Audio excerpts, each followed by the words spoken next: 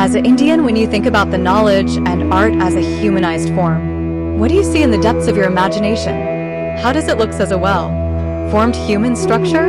Are you imagining it as a character we have heard about? Or it is something different? For now, I believe it is what I think it is.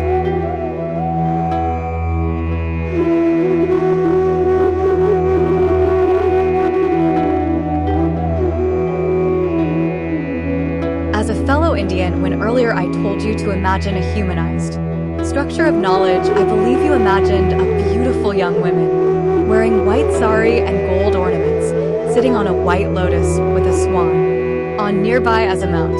A woman playing veena with two hands, other two hands are each holding a book of Vedas and another a rosary or a lotus. Isn't this what you imagined? Saraswati is revered in Hinduism as goddess of knowledge, music, art, wisdom, and learning. She is considered as the mother of all Veda triad. Chants dedicated to her, known as the Saraswati Vandana, often commence and conclude Vedic lessons. Depicted as a graceful woman in white sari, she embodies purity and is associated with free flow of wisdom and consciousness. Her four hands represents the four aspects of human personality and learning: mind, intellect, alertness, and ego. The books she holds, Vedas, represent universality, divinity, and eternity of knowledge.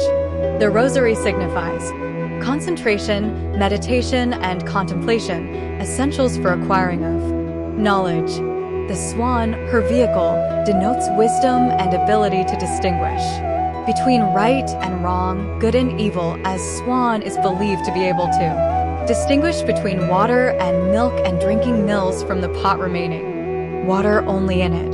The peacock feather she wears and the wandering peacocks around her represents the arts and the allure of the external world, which can distract individuals from the pursuit of true knowledge. Commonly known as one of Tridevis alongside with Lakshmi and Parvati, Saraswati is a goddess to be believed having blessing of all knowledge and art. Whether it's painting or sculpting, writing or reading, speaking or listening, or anything that gives a human courage to stand with confidence at an unknown place, it's all is in under her blessing. She blesses her worshippers with knowledge and wisdom and power to decipher right from wrong. Her blessings are considered to be able to make an unknown poor person stand with his head high without any fear, even in front of an emperor. But now a big question arises in front of us. Saraswati, is she a myth or reality? Is she just an imagination of a desperate humans losing their hope, or is she a divine being seen by some sage? But before we answer this question, let me take you on a tour of ancient world filled with different mythologies, cultures, religions.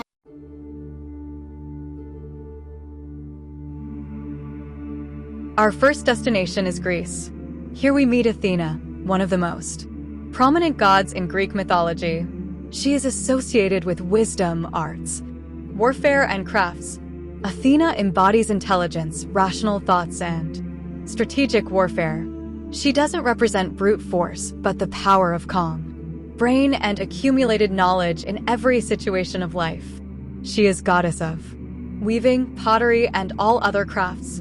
Unlike Saraswati, who is shown as a beautiful evergreen young woman, Athena is shown as a regal woman who is clad in armor, wearing a war helmet named Gorgonian, a protective head amulet, and armor shield named Aegis that bears head of Medusa, having an olive branch which was later gifted to people of Athens by her.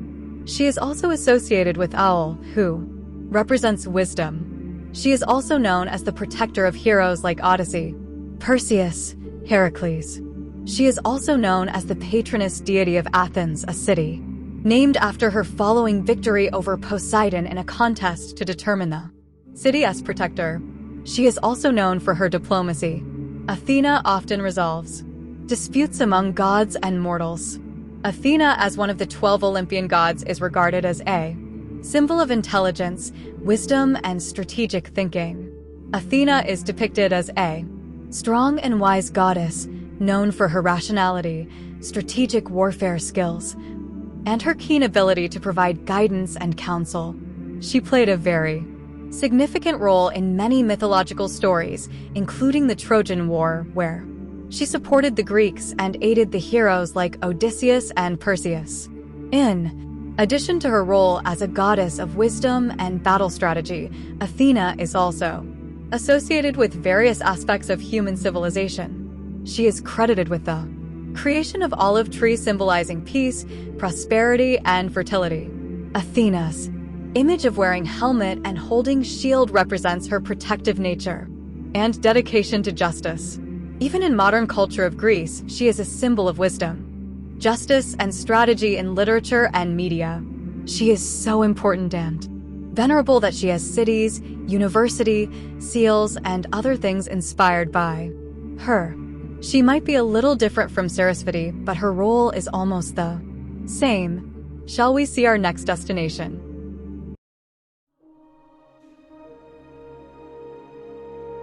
Our third stop is the Great Roman Empire. You surely might have heard about Alexander the Great, a king who came out of Roma to try winning the whole world. Roman Empire that dominated the Europe and Middle East Asia about 1,000 years.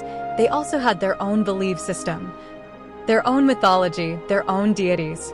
Surprisingly, they also have a feminine deity representing wisdom and knowledge. She is Minerva, goddess of wisdom, justice, strategy, and the arts. She is central figure in Roman mythology, revered as the goddess of wisdom, war with an emphasis on strategic warfare, arts, school, and commerce. Often identified same as with Greek goddess Athena, she is also one of the central figure of Capitoline triad of Roman mythology alongside with Jupiter and Juno. Since Minerva represents intellectual achievements, she is also portrayed as the patron of scholars, teachers, and students. Unlike Mars, who represents brute force in Roman mythology, Minerva represents strategic planning and discipline in a battle. She is the protector of artisans and creators, including sculptors, painters, and weavers. Her association extends to healing and pursuit of scientific knowledge. With her association to Roman warrior clans, she is often portrayed wearing a helmet, holding spear and shield in her hands, wearing a war armor just like Athena. She is also associated with owl and also credited for gifting olive tree to humans, symbolizing peace and prosperity. Minerva is revered as the patroness of various guilds and was integral to Roman culture and religion, inspiring many till this date. Minerva is being remembered in many ways, like a festival on her name. Quinquatria is celebrated from March 19th to 23rd, during which artisans, students, and teachers would honor her as a goddess known for her exceptional wisdom. For strategic warfare, her wisdom encompassed not only intellectual pursuit, but also practical skills and crafts, making her a versatile deity in Roman mythology. With her excellence and extraordinary qualities, Minerva has always guided her believers throughout the dark eras of Roman history, like the North Star guiding voyagers in the dark endless ocean throughout the human history, and keeps doing so even now. After meeting Minerva, let's go to our next stop.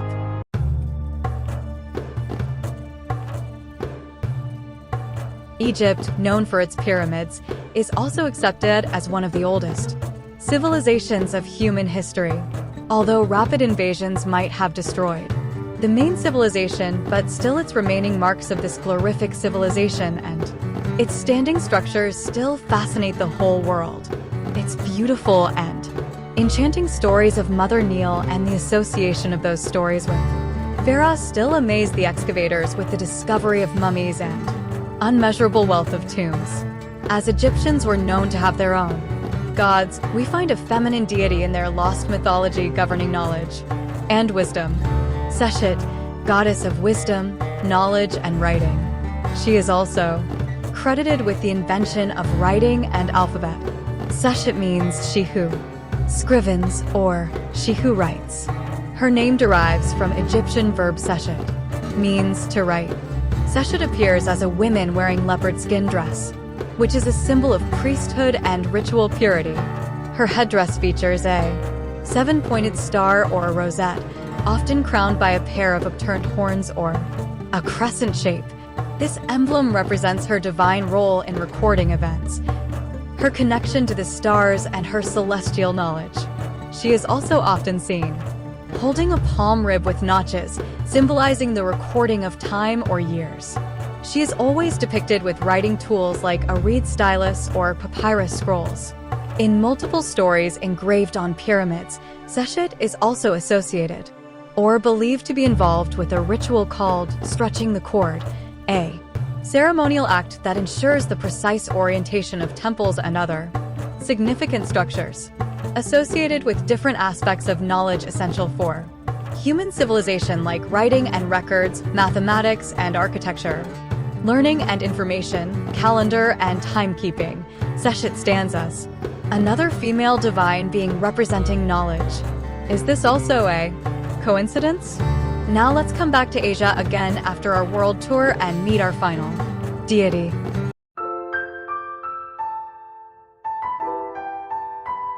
Before we start talking about her, let me tell you that you're going to find her very familiar. You are going to feel like you know her since your childhood.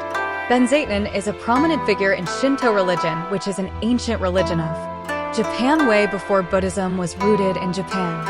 She is also considered as one of the Shichifukujin, or seven lucky gods. Just like Saraswati, Benzaiten is also often portrayed in light color.